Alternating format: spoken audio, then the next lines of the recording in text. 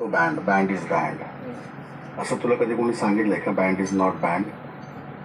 तर मला आता ना असं कोणी सांगितलं का? तुम्हाला तू ठासून सांगत असतोस की बँड इज बँड. मी व्हायचं शांत बसणार नाही. अरे विचार मोठा बॉल ठेवायचं आणि गप्प बसायचं. जातोस ना तिकडे गार्डनवर जाऊन बसतो ओपन झाले. कोण तुम्ही?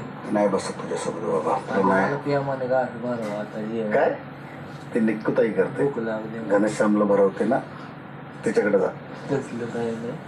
ऐक ना बच्चा, तू माझ्यासाठी लय खास आहे. मी प्रेमाने बसलो तुला घास. आता तरी बच्चा हास. वा ही तमाम.